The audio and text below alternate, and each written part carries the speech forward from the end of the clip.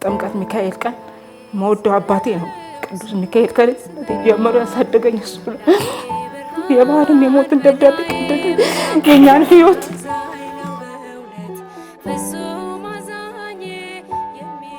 በቃ በጣም ነበር የምጨናነቀው። የሚረዳኝ የለም ከጎኔ። የምበላው ሁሉ እስከማጣ ማለት ነው። እሷም በቃ በዛ መሀል ያለ ወሯ የ7 ወር ራሱ ብዙ እንትን አላለችም ነበር። ራሴን ሳት ጎረቤቶች ናቸው ሰብስበው ሆስፒታል አላቅም። በቃ ራሴን ራሱ ያወቁት ደብረ ብርሃን ነው። ስነቃ ምንም ሰውም አላይም፣ እጄም እግሬም አይሰራም እና በቃ የማሽን ማዕት ላይ ነበረ ያለው። ብዙዎች ሰውነቷን ሲያዩ የቸገራት የማይመስላቸው የደላት ስቃ ጠግባ የምታደር የሚመስላቸው አሉ። ቅርበት ስለምናውቅ ሁኔታዋን በጣም ውስጧ ተጎድቷል። ትይዝ ራሱ ሰው እንደሌላ ነገር ነው የሚያይክ። የሆነ አንተ ላይ ቁጣ የመጣብክ ነገር ነው አስመስሎ በቃ አንዳንዱ ሰው የሚያይክ እና በቃ እሳቀቃለሁ ወይ እዣት በቃ ማንም እንዲቀማኝ ራሱ አልፈልግም። እንግዲህ የአብስራ አሁን 4ኛ ዓመት ሆኗታል። እንግዲህ የ4 ዓመት ልጅ ናት። መሄድ አትችልም፣ መናገር አትችልም፣ መራመድ አትችልም። እንደዚህ አይነት ውስጥ ሆና ደግሞ እናት ይሄንን መሸከም እኔ እንኳን አሁን ላይ ያስኩት ክንዴን በጣም ማምኛልና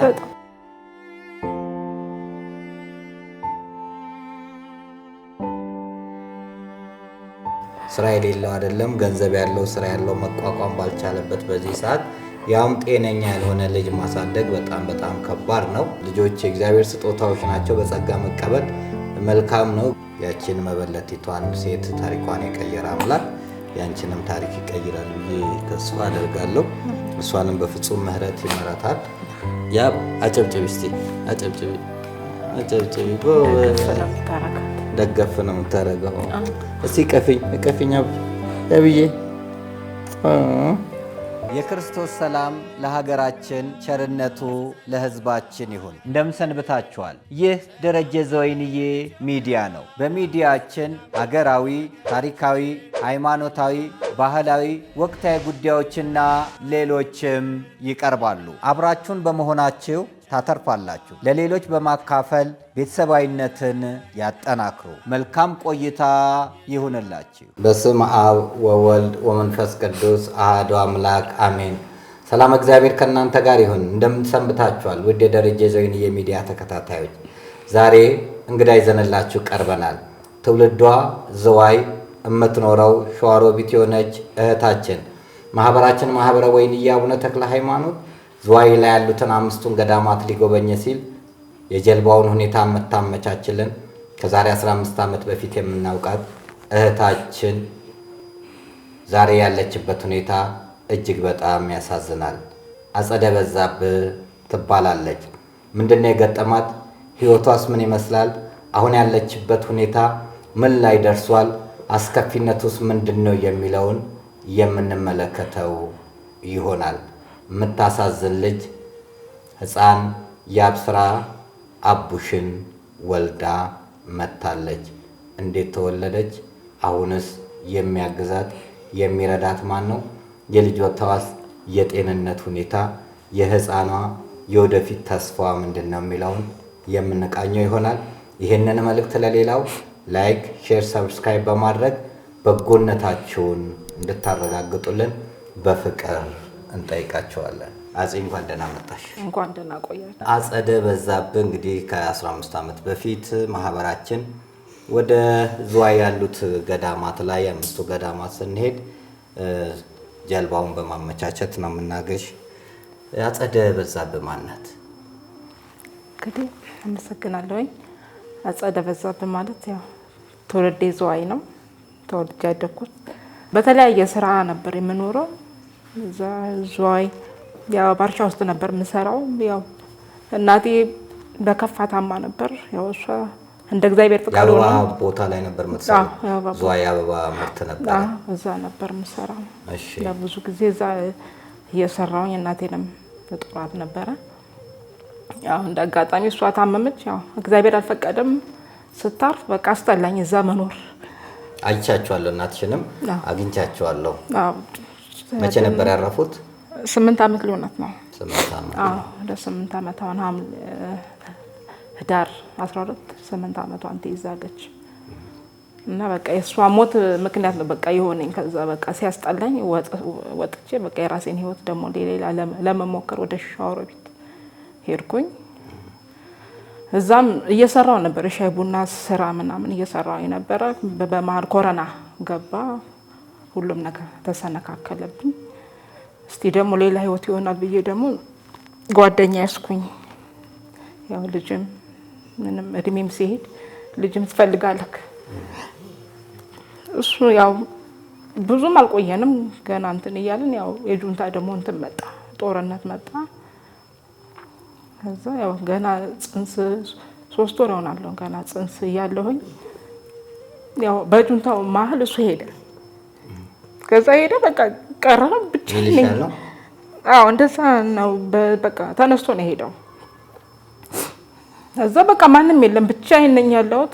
ማንም ከጎኔ ከእግዚአብሔር በቀር ማንም የለም። ቤት ተከራይቼ ነበር የምኖረው። በቃ ምንም በቃ በዛ ላይ እርጉዝ ነኝ። የምበላው ምንም የምለውም የለኝም። በጭንቀት መሀል እሷ በቃ ወደኩ። ግፊት በቃ በጣም ነበር የምጨናነቀው። የሚረዳኝ የለም ከጎኔ። የምበላው ሁሉ እስከማጣ ማለት ነው። እሷም በቃ በዛ መሀል ያለ ወሯ የ7 ወር ራሱ ብዙ እንትን አላለችም ነበር። ራሴን ሳትኩ። ጎረቤቶች ናቸው ሰብስበው ሆስፒታል አላቅም በቃ ራሴን ራሱ ያወቁት ደብረ ብርሃን ነው። ስነቃ ምንም ሰውም አላይም፣ እጄም እግሬም አይሰራም። እና በቃ የማሽን ማዕት ላይ ነበረ ያለው። ከዛ ለጥምቀት ነው በ9 እኔ ራሴን ሳትኩኝ። በ12 በቃ ህፃኗ መወገድ አለባት ፈርም ያሉኝ ዶክተሮቹ። አዎ ማለትም በቃ ያንቺ ህይወት መትረፍ አለባት። ምንም በቃ ደሜ ሊቀንስ አልቻለም። 240 ምናምን ያሉኝ። ምንም አላውቅም ራሴን። ምላሴ አያወራም፣ አይኔም አያይም፣ እግሬም አይራመድም። ከዛ በቃ ትወገድ ልጅቷ ብለው መፈረሚያ ጣቴ ላይ ሲያስፈርሙኝ አውቃለሁ። ከዛ እግዚአብሔር የባረከው ዶክተር ነበረ። አይሆንም እኔ እንደምንም እታገላለሁ አለ። ከዛ የሚካኤል ዕለት የከተራ የጥምቀት ሚካኤል ቀን መወደው አባቴ ነው ቅዱስ ሚካኤል ከልጅነቴ ጀምሮ ያሳደገኝ እሱ ነው። የባህርን የሞትን ደብዳቤ ቀደደ። የኛን ህይወት የሞትን ደብዳቤ ወደ ህይወት የቀየረው እሱ ነው። በዕለተ ቀኑ ማለት ነው ቅዱስ ሚካኤል። ያው ዶክተሩ አይሆንም ብሎ በቃ ስለማልራመድ ተሸክሞ ወሰደኝ ወደ ማወለጃ ክፍል። ከዛ በቃ እኔ ብዙም ራሴን አላውቅም። እግዚአብሔር ይመስገን ተወለደች። ስትወለድ በ20 ምናምን ቀን የወጣሁኝ ከደብረ ብርሃን። እግሬ መሄድ ሲጀምር መስቲን በቃ ተመልሼ ወደ ሻወር ቤት ስገባ ባዶ ቤት መቤት የለም። የምታረስበት አንድ ነገር የለኝም። መምህር በእውነት ሰው ውጭክን ነው የሚያየው። እኔ ደግሞ ለእግዚአብሔር ነው እንጂ የምናገረው ለማንም ፍርኖ ዱቄት ነው። አይዞሽ መታረስበት ምንም ነገር እዚህ ጋር ጠባሳ አለብኝ። ሽንት ጨርቅ ላጥብ ወጥቼ ቃዙሮኝ ለወደኩበት ትልቅ ጠባሳ አለ እዚህ ላይ። እንደዛም ሆኖ በቃ ብቻዬን እየታገልኩኝ ምንም እያልኩኝ ጭንቅላቷ እሷ እንትን እያለብኝ መጣ። እየተለቀ ሲመጣ የ7 ወሮች እንዲህ ናቸው ሰውነታቸው ቶሎ አይፋፋ ምናምን አሉኝ። ከዛ እንዲህ ስነካው የሆነ እንትን ነገር አለ ውሃ ነገር እንትን ይለኛል። ማን ጋር ሄዳለሁ? ከጎኔ ማንም የለም፣ አባቷም የለም ማንም ከእግዚአብሔር በስተቀር። ከዛ ልጃት በቃ ሆስፒታል ሄድኩኝ። በ6 ወሯ ምናምን ላይ በቃ እየከበደኝ መጣ። ሆስፒታል ሲሄድ እኛ ይሄንን እዚህ አንሰራም አንችልም፣ ደብረ ብርሃን ይጃሉኝና ሪፈር ጻፉልኝ። ደብረ ብርሃን ሄድኩኝ። እዛ ደግሞ ሲሄድ ይሄ እኛ ስለማንችል ወደ እንትን ነው የምንጽፍልሽ አሉኝ። የካቲት 12 ሆስፒታል በቃ አላልኩም አላደርኩም። በዛ ሄድኩኝ አዲስ አበባ። በቃ ደንግጫለሁኝ። እንዴት አረጋታለሁኝ እንደዚህ አይነት ነገር ይዤ ብዬ አዲስ አበባ ሄድኩኝ። ከዛ እዛ ሲሄድ አዩዋት፣ ብዙ ምርመራ አረጉላት። ሲቲ ስካን የእንትኑ ልጅና አስነሻሉኝ። ረጅም ተነሳች። ውሃ ያሳያል እዚህ ላይ ውሃ አለባት ብዙ ውሃ አሉኝ። ከዛ ድጋሜ ደግሞ አሁንም ሌላ ነገሯ ሲታይ ምንም እንትን የለባትም በቃ ውሃ ነው ምናምን አሉኝ። ድጋሜ ደግሞ ሲቲ ስካን ማሳያሉኝ በሳምንቱ። እሱንም ይዤ ደግሞ ተመልሼ እዛ ራሱ የለም አላቆም ሰው እያጠያየኩኝ ደግሞ ውዳሴ ሄድኩኝ። ውዳሴ ነው ሪፈር ጻፉልኝ ከየካቲት ውዳሴ። እሷ እንዴት ሸክሚያት እኔ አላቆም አሁን ራሱ ሂጂ ብትለኝ አላቆም መንገዱን ራሱ ሰው በቃ እያጠያየኩኝ በእግሬ ሄድኩት። ይሄ በቃ ቁስል እስከሚሆን ማለት ነው። ግን ለማንም አላወራውም፣ ለማንስ አወራዋለሁኝ። ከዛ ተሸክሚያት ውዳሴ ሄጄ እሱንም አሰስቼ ድጋሜ እሷ ስል አልሆነም፣ አሁን አይሰራም ምናምን በቃ የሆነ በቃ እንደማይሳካ ነገረኝ ዶክተሩ።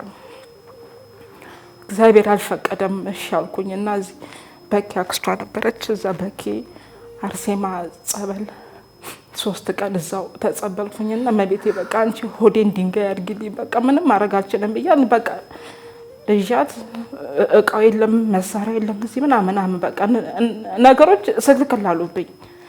ከዛ ቁጭ ባልኩበት በቃ ወደ ፈጣሪ ብቻ ነው የምለምነው። እያት ቁጭ አልኩኝ እየከበደች ምን እያልሽ በቃ ለሰው ራሱ አልሰጣትም እንዲገምቱብኝም አልፈልግም፣ ደካማትም እንዲሉኝም አልፈልግም። ከዛ በአመቷ ከምናምን ነገሮች እግዚአብሔር እዛ ኪዳነ ምህረት አለች አዲስ እኔ እንትን ቄስ ናቸው አላውቃቸውም። እንደው ተሳልሚያቸው አባ እንደዚህ በቃ ዝም ብዬ በቃ ነገርኳቸው። እንደዚህ ልጄ ነገርኳቸው። አይዞሽ ሁሉም ነገር በእግዚአብሔር ነው ምናምን ብለው እሷንም አይተዋት በመስቀላቸው ዳሰው በቃ ነጠላ ግሽና ነኝ እጂ እንደዚህ ጭንቅላቷ ላይ አድርገን ጽላቷ ላይ አድርገን በቃ እሷ እመቤቴ መላውን ትፍጠር አሉኝ። እሳቸው እሺ ብዬ የቤተክርስቲያን ነጠላ ገዝቼ እሺ ሄድኩኝ። እንቀሬ ኪዳነ ምህረት አለች እዛ እሺ ሄድኩኝ። አቆረብኳት። ያ ሁሉም ነገር እንትኑ ካለቀ በኋላ ጣርታውኝ ድጋሚ ያንን ነጠላ እዚህ ላይ ከጽላቷ ላይ አንስተው አለበሷት። እሷ በቃ ሁሉም ነገር እሷ ታድርጋሉኝ። በአመቱ ሐምሌ ነው ይሄ ነገር የሆነው ማለት ነው። ሐምሌ 16 እንደዛ አደረጉልኝ። ነሐሴ እርሶ ጋር እዚህ አጋጣሚ እንትን ስል በወሯ ተሳካልኝ ሕክምና ሁሉ በወሯ በቃ ሁሉም ነገር የተዘጋው መንገድ ሁሉ በመቤቴ ፍቃድ በእናንተም ድጋፍ ሁሉም ነገር እንትን አለልኝ ተሰራች። ያው በፊት አይሆንም የተባለው ሁሉ አሁን ቱቦውን ማስገቡላት ገብቷል። ቱቦው ገብቶላታል። ግን አትንቀሳቀስም፣ መሄድ አትችልም፣ መቀመጥ አትችልም። የዛሬ 3 አመት ነው አይደል? 3 አመት። አሁን ስንት አመቷ ነው? አሁን 4 አመቷን ይዛለች። ወደ 5 ነው የምትሄደው እንግዲህ። እኔም የአይን ምስክር ነኝ። እኔ ጋር ባረፍሽበት ሰዓት የእህትሽም ልጅ ነበረች። ሳይ በጣም ነው የደነገጥኩት። አንደኛ እንደዚህ ገጥሞኝ አያውቅም ነበርና በጣም የምታሳዝልኝ ናት። ያብስራ ወደ ሕክምና ምኒልክ የካቲት 12 ጀመርሽ። አሁን 4ኛ አመቷን ይዛለች። አሁን መናገርም ሚሚ ነው የምትለው። ሚሚ ብቻ ነው የምታውቀው። የሆነ መጫወትም ትፈልጋለች። ጉጉት በጣም አላት። ግን እንዴት አደረጋት? አሁን መሄድም መራመድም መናገርም አትችልም። አንድ ቃል ብቻ ነው። ድጋሚ ነው አሁን እኔ ጋር 2ኛ ጊዜ መጣሽውና ሕክምና ሄደሽ ነበር። ምንድን ነው ያሉሽ? ያው በሂደት ነው እንግዲህ እያሉኝ ያሉት። ጠብቂ በሂደት ሰውነቷ እንትን እያለ ነው እያሉኝ ያሉት። ግን ደግሞ በጣም እየከበደ ይመጣ። አንደኛ ነገር እዛ ያለሁት በቤት ከኪራይም አልችልም። በቃ ምንም ከጆዳፍ የሆነ ነገርም የለኝም። በነገራችን ላይ በጣም ከባድ ነው አሁን እንደዚህ አይነት ተሸክሞ መዋል። አሁን ደግሞ ያለችበት ሁኔታ ከበፊቱ በጣም ከባድ ነው። አልጋ ላይም ብታደርጊያትም መውደቅ እንትን ይገጥማል። ስራ መስራት አትችይም። ያለ ስራ ጤነኛ ያልሆነ ሰው ማሳደግ በጣም ከባድ ነው። የልጅሽ አባት የለም? አልተመለሰም። መኖሩ ይታወቃል ወይስ? ያው ሞቷል። ያው የሞት እንትን ነው የመጣው። ለቤተሰብ 3 አመት ሆኖታል። ያው እኔ ምንም እንትን ማለትም ከመጀመሪያም እስካሁን ብቻዬን የተሰቃዩ ያለሁት ምንም እንትን የለም። ቱቦ መግባቱ ምንድን ነው የጠቀማት? ቱቦ መግባቱን አሁን እዚህ ላይ የነበረው እንደዚህ ስታደርገው እንደዚህ ወደ ውስጥ ነበር የሚገባ የነበረው። አሁን እሱን መጦላታል ትንሽ እግዚአብሔር ይመስገን። ዙሪያውን ይሄ እንደዚህ ስትነካው በቃ ቡልቅ እንደዚህ እንትን ነገር ነው በቃ ይዋኝ ነበረ። አሁን እሱ ከገባላት አሁን ይሄ ይመስገን ይሄ ትንሽ እንትኑም ብሎላታል። ትንሽ የመሸከም እንትኑ ውስጥ አሁን እየሞከረች ነው። ግን እንደዚህ ባስተማማኝ እንትን አትችልም። ግዴታ የኔ ድጋፍ ያስፈልጋታል እንጂ አትችልም። መቀመጥም መራመድም መሄድም የለም አትችልም። እቺ እግሯ ትንሽ ይሄ እግሯና እጇ ምን ብዙም አይንቀሳቀሱላትም። በጣም የሚያሳዝን ነው። እንግዲህ አንደኛ የኑሮ ሁኔታ አለ። የኢትዮጵያ ኑሮ በጣም ውድ ነው። የሚደግፍ የለም፣ ባል የለም። እንግዲህ በዚህ ላይ እንደገና ሀዘን ተደርቦ ችግር ተደርቦ መቋቋም በጣም ከባድ ነው። ምን መስራት ትችያለሽ? ሰዎች አሁን እገዛ ቢያደርጉልሽ ምንድን ነው ልትሰሪ የምትችይው? የተገኘውን አሁን ማንኛውም እኔ ስራ እንትን አልልም። ወጥቼ ብቻ ማለትም ሰርቼ መኖር ነው የምፈልገው። አሁን ያለ ስራ ያለ ገንዘብ ያለ እርዳታ ነው እያሳደግሽ? በእውነት ነው። በጣም ነው እንግዲህ ውድ የደረጀ ዘይንዬ የሚዲያ ተከታታዮች እጅግ ልብ የሚሰብር ነው በእውነት ያለ ሐሰት የምንመሰክረው ነው። ከመውለዷ በፊትም እናቃታለን፣ ከእናቷ ጋር እያለች እናቃታለን። ከወለደችም በኋላ የዛሬ 3 ዓመት ይዛ በመጣችበትም ሰዓት እናቃለን። አህዱ ሬዲዮም ላይ የዛሬ 3 ዓመት ተናግረናል። እጅግ በጣም ከባድ የሆነ ነው። እንግዲህ የአብስራ አሁን 4ኛ ዓመት ሆኗታል። እንግዲህ የ4 ዓመት ልጅ ናት። መሄድ አትችልም፣ መናገር አትችልም፣ መራመድ አትችልም። እንደዚህ አይነት ውስጥ ሆና ደግሞ እናት ይሄንን መሸከም እኔ እንኳን አሁን ላይ ያስኩት ክንዴን በጣም ማሞኛልና በጣም እንደሚያም አስባለሁ። አካል ብቻ ሳይሆን አይምሮም ይታመማል። ሰው የሚረዳው አጥቶ የሚበላው አጥቶ ተቸግሮ የቤት ኪራይ የሚከፍልለት አጥቶ በዛ ላይ ሰርቶ መግባት እየቻለ ግን ሰርቶ ለመግባት በጣም ከባድ በሆነበት በዚህ ሰዓት በዚህ ኑሮ አስከፊነት እንኳን ገንዘብ የሌለው እንኳን ስራ የሌለው አይደለም ገንዘብ ያለው ስራ ያለው መቋቋም ባልቻለበት በዚህ ሰዓት ያውም ጤነኛ ያልሆነ ልጅ ማሳደግ በጣም በጣም ከባድ ነው። እንግዲህ ሁላችንም በምንችለው አቅም ልንረዳት፣ ልናግዛት፣ አይዞሽ ልንላት፣ ልናበረታት ይገባል። ህፃኗንም የተሻለ ሕክምና የምታገኝበት ባለሙያዎችም የሕክምና ባለሙያዎችም ክሊኒክም ያላችሁ ሆስፒታልም ያላችሁ ሰዎች በሙያችሁ ማገዝ የምትፈልጉ ሰዎች ብታግዟት ለነፍስ ይሆናል። አጸደ ጠንካራ ሰራተኛ ናት። እንግዲህ ይሄ ነገር ተፈጽሟል። እውነት ነው ልጅ መውለድ ያጓጓል፣ እድሜ ይሄዳል። ነገር ግን ደግሞ ልጆች የእግዚአብሔር ስጦታዎች ናቸው። በጸጋ መቀበል መልካም ነው። ግን አንዳንድ ጊዜ የምንወልዳቸው ልጆች የጤና እክል ሲገጥማቸው መላ ቤተሰቡም ጎረቤቱም ሁሉም ሰው ይረበሻልና እናትየው በጣም በጣም እየተጎዳች ነው። ብዙዎች ሰውነቷን ሲያዩ የቸገራት የማይመስላቸው የደላት ስቃ ጠግባ የምታደር የሚመስላቸው አሉ። እኛ ግን በቅርበት ስለምናውቅ ሁኔታዋን በጣም በጣም ውስጧ ተጎድቷል፣ ቅስሟ በጣም ተሰብሯልና በሚቻለው አቅም ልናግዛት፣ ልንደርስላት፣ ልናበረታት ይገባል እላለሁና አፄ በጣም ጠንካራ ክርስቲያን ነሽ። ጠዋትም ቤተክርስቲያን ነው የምትሄጂው። በምትችይው አቅም ወደ እግዚአብሔር ቤት ነው እየተመላለሽ ያለሽውና በእግዚአብሔርና በኢትዮጵያውያን ተስፋ ልትቆርጪ አይገባም። ህዝቡ ያግዝሻል፣ ይረዳሻል። ደህና ቦታ እንድትደርሺ የበኩሉን አስተዋጽኦ ያደርጋል። ተስፋ አትቁረጪ። እግዚአብሔር ለበጎ ነው ያደረገው። በረከትሽ ናት ልጅሽ፣ የአብራክሽ ክፋሽ ናት። የልጅን የሚያሳድግ እሱ እግዚአብሔር ስለሆነ ያሳድጋል ብዬ ተስፋ አደርጋለሁ። አሁን ህክምናው ለመቼ ያሉሽ? በአመት ነው እኔ ቀጠሩኝ። ደግሞ የዛሬ አመት ነው የቀጠሩኝ። አሁን በቀደም ነበረኝ የዛሬ አመት ነው ያሉኝ። ያው በሂደት ነው በቃ ሌላ ምንም የምትወስደው ነገር የላትም። ግን ሂደቱ ምንም በተስፋ እንግዲህ ያለሁት በሂደት ነው የሚሉኝ። ያው በሱ በኩል ነው ያስገቡላቸው። የአብስራ ሚሚ እና በቃ ከሸዋሮ ቤት እዚህ ራሱ በቃ መመላለሱ መጥቼ አልጋ ይዤ ምን ብዬ በቃ ብዙ መከራ ሆስፒታል መንከራተቱ ራሱ በጣም ይከብዳል። አዎ በጣም አሳዛኝ ነው። በጣም ያማል። እጇም ይሄ እንደዛኛው እጇ አይደለም። እቺኛዋ ብቻ የምትንቀሳቀሰው። ያ አጨብጭቢ እስቲ አጨብጭቢ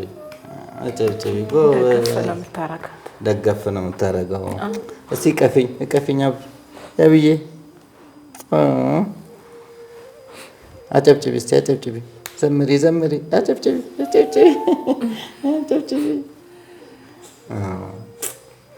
እግዚአብሔር ፈዋሽ ነው። እግዚአብሔር መጻጉዕን የፈወሰ ነው።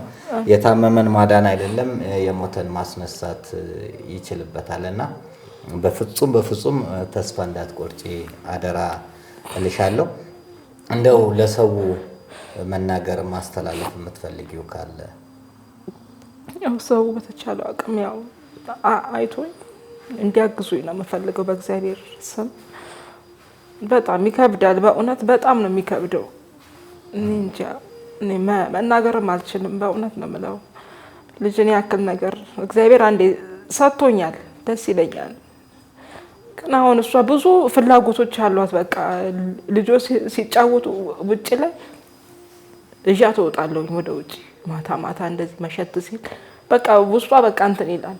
እጃ ደግሞ ስስጋ በቃ በሩን ትይዝና እሪ ነው የምትለው። በቃ አልገባም ወደ በቃ ቤቱ በቃ አስጠልት ነው ያረጋት። በቃ አልገባም ትይዝና በቃ ንክስን በቃ ይዛኝ በቃ መግባት አሷ አትፈልግም። በቃ ልጆችን ማየት መጫወት በቃ ውስጧ በጣም ነው የሚጓጓው። ያንሳ ነው ውስጥክ እንዴት እንደሚሰበር በእውነት በጣም በቃ እኔ እንጃ በጣም ነው የሚያመው። አይዞሽ፣ ከባድ ነው ህመሙ ይሰማኛል፣ እረዳሻለሁ። ግን እግዚአብሔር የሰጠውን በጸጋ ከመቀበል ውጪ ይጨንቃል፣ በጣም ይጨንቃል። ስትይዝ ራሱ ሰው እንደሌላ ነገር ነው የሚያይክ። የሆነ አንተ ላይ ቁጣ የመጣብክ ነገር ነው አስመስሎ በቃ አንዳንዱ ሰው የሚያይክ እና በቃ እሳቀቃለሁ ወይ እዣት በቃ ማንም እንዲቀማኝ ራሱ አልፈልግም። ራሴ በቃ እዣት ነው የትም ሲሄድ እዣት ነው፣ ለማንም አልሰጥም። ራሱ ልጄን የሆነ እንዲገምቱብኝም አልፈልግም። ጭንቅላቷም የኢትዮጵያን የተሳሳተ አመለካከት ነው። አይነ ስውር ሆኖ ቢወለድ፣ መስማት የተሳነ ሆኖ ቢወለድ ወይንም ኦቲዝም ሆኖ ቢወለድ የቤተሰቦች ኃጢአት አድርጎ የመውሰድ አለ እንጂ የእግዚአብሔር እጅ ስራ ናቸው ብሎ መቀበል ያቀታቸዋልና አለመረዳት ነው። ይሄንን ትልቁ ግን አንቺ ሰውን ሳታይ ነገ እግዚአብሔር ታሪክን ይቀይራል፣ እንባን ያብሳል፣ ቀና ያደርግሻል፣ እንባሽን አልብሶ ሰው ፊት ያቆምሻል። የሚሳነው ነገር የለም። እግዚአብሔር ያችን መበለቲቷን ሴት ታሪኳን የቀየረ አምላክ ያንቺንም ታሪክ ይቀይራል ብዬ ተስፋ አደርጋለሁ። እሷንም በፍጹም ምሕረት ይመራታል። የአብስራ ነገ የት እንደምትደርስ አናቅም። ሁሉ ነገር በፈጣሪ እጅ ነው። አሁን ግን ያለብሽን ትልቅ ችግር፣ ትልቅ መከራ፣ ትልቅ ስቃይ፣ የኑሮ ውድነት እሱን ቤት ራሱ በቃ ማለት በቃ ጎዳና በቃ ለመውጣት ራሱ ቤት ኪራይ አልችልም መክፈል። በቃ እንደዚህ ልጅ ስንት ነው እዛ ሆነ ያለሽበት? ከሸዋሮቢት ወጣ ይላል አይልም? እዛው ሸዋሮቢት ነው። ስንት ነው የሚሉት የቤት ኪራይ? እስከ 2000 የሚደርሳል። 2500 ነው ያው እንደ እንትን ግን ያው 1500 ብር ነው የምከፍለው። እሱ ራሱ ኬት ለቀለብ አለ ዳይፐር፣ በተለይ ዳይፐር ራሱ ማለት ነው 800 ብር ኬት አምጥቼ ያለ ዳይፐር አትንቀሳቀስም። ዳይፐር ለስንት ጊዜ ነው? 800 ብር ለስንት ጊዜ ነው? ስንት ዳይፐር ነው? ዳይፐር ማለት በቃ ሙሉ ቀን ነው የምትጠቀመው 24 ሰዓት በለው። ያለሱ ምንም እንትን አትልልኝማ። ስለዚህ አሁን ለያብስራ የሚያስፈልጋት አንደኛ ሕክምናው፣ ሁለተኛ ዳይፐር በጣም የምግብ ምግቦች። ተመጣጣኝ ምግብ እንትን አይለኝማ። የምታቀርበው መሰጣት ነገር የለኝም። ቤት ያፈራውን ያለችንን ነው የምንቋደሰው አንድ ላይ። ለእሷ ለብቻ ብዬ ማዘጋጅላት ነገር የለም። ገባኝ። አሁን ለእሷ ግዴታ ተመጣጣኝ ምግብ ያስፈልጋል፣ ዳይፐር ያስፈልጋል፣ ሕክምና ደግሞ በቅርበት ክትትል ያስፈልጋታል። አንቺ ደግሞ የቤት ኪራይ እስከ 500 ድረስ ነውና የቤት ኪራዩም መሸፈን መቻል አለበት። እና ሌላ ምንድነው የሚያስፈልግሽ? ሌላ በቃ ስራ መስራት ፈልጋለሁ። ያው ኢኮኖሚ እንትን ነው እንጂ ስራ ብሰራ ደስተኛ ነኝ። ስራ መስራት ፈልጋለሁ። በጣም መስራት እየፈለኩኝም ነው የተቀመጥኩት። እንዴት አድርጌታል ለማሰጠቻት እንደዚህ አይነት ነገር እና በቃ ስራ ምሰራበት ነገር ምጀምርበት ነገር ሰው ቢረግዘኝ ደስ ይለኛል። መልካም እንግዲህ እንደተከታተላችሁት የሚያስፈልጋት ጥቂት ሆኖ ሳለ ጥቂቱ ግን ለሷ እንደ ሰማይ የራቃት እንደ ድንጋይ የከበዳት ነው። የቤት ኪራይ 2500 ድረስ ነው። እንግዲህ ከተማችን ውስጥ የቤት ኪራይ ስንት እንደሆነ እናውቃለን። ይሄንን እኮ አንድ ሰው ሊሸፍነው የሚችል ነው። $100 ቢላክ ብዙ ጊዜ ችግሯን ይፈታላታል ብል የቤት ኪራዩን እንላለን። እንዲሁም ዳይፐር በመግዛት እንደው የ1 ዓመት የ2 ዓመት ዳይፐር ቢሸፈንላት ተመጣጣኝ አልሚ ምግቦችን ብታገኝ ይችላል። በሁለት ነገር አንደኛ የጤና ጉዳይ፣ ሁለተኛ በምግብ እንደገና መጎዳቷ እቺ ህፃን ልጅ ፈልጋ አልተወለደችም። ስለዚህ ብናግዛት መረዳት በጣም መልካም ነው ብዬ አስባለሁ። እህታችንንም ሌላ የሚያግዛት ስራ ብትሰራ ወጣ ብትገባ ለልጅቷም የሚያግዛት ቢኖር ወይንም ደግሞ መልካም ነው ይሄን ብናደርግ የምትሉት ነገር ካለ ሐሳብ አስተያየታችሁን በሐሳብ መስጫ ሳጥን ውስጥ አስቀምጡልን። ከንፈር መምጠጥ ሳይሆን መርዳት የሁላችንም ግዴታ ስለሆነ እንግዲህ ከአንድም 2 ጊዜ እኔ ጋር አርፋ ሆስፒታል ሄዳለችና ያየሁት የሚያሳቅቅ ሚዲያ ላይ ማንናገረው ማናቀርባቸው ብዙ አስጨናቂ ነገሮች አሉባትና ሁላችንም እንደ ኢትዮጵያዊነታችን እንደ ሃይማኖት ልጅነታችን ልናግዛት ይገባል ብዬ አስባለሁ። እንደው በመጨረሻ የምታስተላልፈው መልእክት ካለ? አብይ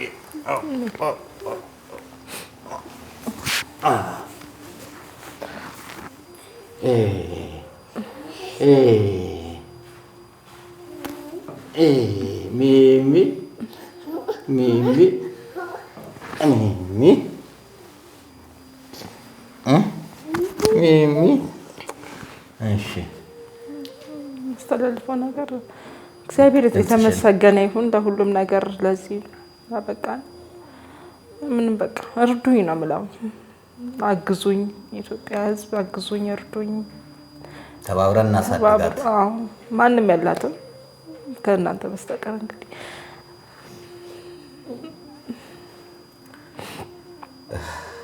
ያስጨንቃል በጣም። እንግዲህ ተከታተሉት የነበረው ይሄን ይመስላል። እንግዲህ ሁላችንም አጸደ በዛብህን ልናግዛት ልንረዳት ይገባል። ያላባት እያሳደገችው ያለው ጤና የሌላትን ልጅ ነውና በምንችለው አቅም በኢኮኖሚም በማንኛውም በሙያም ከጎኗ ልንሆን ይገባል። በስር በሚሄደው የሂሳብ አካውንቷ የምትችሉትን ያክል እንድታግዟት እንድንረዳት አደራ እንላለን። እንዲሁም ደግሞ ቀጥታ በስልክ ማግኘት ከፈለጋችሁ ስልክ ቁጥሯ ቀጥታ የእጅ ስልኳ ከስራ አለላችሁ እየደወላችሁ አይዞሽ በርቺ ብላችሁ ልታበረቷት ልታጽናኗት ይገባል። በምንም አይነት መልኩ በእርዳታ ሰበብ ሃይማኖትሽን እንዳትቀይሪ። እግዚአብሔር ታሪክን ይቀይራል። ብዙ ጊዜ የሚቸግራቸውን ሰዎች በሰባዊነት ከመርዳት ይልቅ ሃይማኖታዊ ነጠቃ የሚሄዱ ሰዎች አሉ።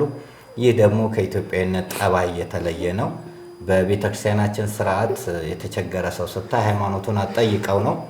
የቅዱስ ላሊበላ ሚስት መስቀል ክብራ በመስቀል ጦርነት ወቅት ወደ ኢትዮጵያ የመጡትን ስደተኞችን ሃይማኖታቸውን አትጠይቋቸው፣ አታስቸግሯቸው፣ የሚያስፈልገውን እርዷቸው፣ አምነውበት ሲመጡ ብቻ ክርስትናን ይቀበሉ ብላ እንግዲህ አባ ሊባኖስን የፈለፈለች ከ11 ቤተ መቅደስ አንዱ መስቀል ሳይገባ መስቀል ክብራ የተባለችው የቅዱስና ንጉስ ላሊበላ ባለቤት አድርጋለች። የሰባይነት ስራ በእቴጌ ጣይቱም ጊዜ እቴጌ ጣይቱ ለጣሊያን ምርኮኞች መድኃኒትም ሕክምናም ውሃም እንዲያገኙ እንጂ በፍጹም የሌላ በቀል አይደለም የሚያደርጉት። ስለዚህ ሰባይነት ለመስራት ሰባይነትን ድርጊት ለማድረግ ሃይማኖት ሳይሆን ኢትዮጵያዊነት ያስፈልጋልና በሃይማኖት ውስጥም ሆነን ማገዝ ይገባናል።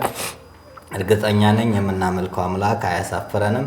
አንቺም ልጅሽም በሁለት እግራችሁ ትቆሙና ደግሞ ዳግም ለምስጋና ሚዲያው ላይ ቀርበሽ ስላደረጉልሽ ነገር እንደምትመሰክሪ ምስጋናውንም እንደምታቀርቢ ተስፋ አደርጋለሁ። እንግዲህ ስትከታተሉት ቆይታችኋል። እባካችሁ በምትችሉት አቅም በምንችለው አቅም እንርዳ፣ እንተጋገዝ። ኢትዮጵያዊ ጠባያችን መረዳዳት ነው። ኢትዮጵያዊ ጠባያችን መተጋገዝ ነው። ኢትዮጵያዊ ጠባያችን አንዱ ለአንዱ ማገዝ ነው። ለዚህ ነው እድርና እቁብ ያስፈለገው። ኢትዮጵያዊ ሴታችን ለመረዳዳት ነው። አንዳንድ ጊዜ ሰው ገንዘብ ሲቸግረው እቁብ እንጣልና ቅድሚያ ለዚህ ለተቸገረው ሰው እንስጥ ተብሎ ይሰጣል። እድርም አንድ ሰው ሞት ሲመጣበት እንግዳ መሸኛ ከጎኑ ለመሆን ሀዘን ለማስተናገድ እድር ኢትዮጵያዊ የመረዳዳት ጠባይ ነው። እዚህ እኛ ኢትዮጵያውያን የምንታወቀው ለሰዎች በጎ በማድረግ ነው፣ ለሰዎች በመርዳት ነው፣ ሰዎችን በማሰብ ነውና ይሄንን ቅዱስ ዓላማ በማሳካት የዚህን ዓመት መዝጊያ መልካም ስራ በመስራት ወደሚቀጥለው ዓመት እንድንሻገር እህታችንን አጸደ በዛብህን እንድንረዳ በልዑል እግዚአብሔር ስም በፍቅር እጠይቃችኋለሁ። ደግሞም የደረጀ ዞይንዬ ሚዲያ እንደማታሳፍሩን ተስፋ አለን። ምክንያቱም ትልልቅ ሰዎች ትከታተሉታላችሁ፣ ዲፕሎማቶች ትከታተላላችሁ፣ በውጭ ዓለም ያላችሁ ትከታተላላችሁና የኛ ዝግጅት ተከታታዮች ለዚህ ለእህታችን አንድ ነገር እንድታደርጉላት አደራ በመብርሃን ስም እናማጽናችኋለን። በሚቀጥለው ደግሞ ሌላ ታሪክ ይዘንላችሁ እንቀርባለን። አሳዛኝ ታሪክ ያላችሁ ሰዎች አስተማሪ ይሆናል የምትሉ በዚህ ስልክ ቁጥር ጠቁሙን፣ ደውሉልን፣ እናናግራችኋለን። አይዟችሁ፣ ከችግር የሚያወጣ አንገትን ቀና የሚያስደርግ እንባን የሚያብስ ታሪክን የሚቀይር አምላክ እሱ እግዚአብሔር አለና እግዚአብሔር ደግሞ ሰው አጥቶ አያውቅም። በተለያየ ቦታ ያሉትን ሰዎችን እያስነሳ ታሪካችሁን እንዲቀየር ያደርጋል። ስትሄዱ የጎደለው ሞልቶ የጠፋው ተገኝቶ ይጠብቃችሁ። የእግዚአብሔር ቸርነት፣ የእናታችን የእመቤታችን አማላጅነት፣ የአባቴ ሲኖዳ ተራዳይነት አይለየን። ሰላም ለኢትዮጵያ ይሆን። ቻው ባያቸው፣ ቻው ባያቸው። ዛጋ ቻው። እኛ በትላንትናና በነገ መካከል ያለን ዛሬ ነን። ዛሬ ላይ ሆነን ነገን በበጎ ነገር እንገንባ። ነገ አዲስ ቀን ነው። ቀኑም ደግሞ ደስ ይላል። ደረጀ ዘወይንዬ ሚዲያ ኢትዮጵያዊ ማንነት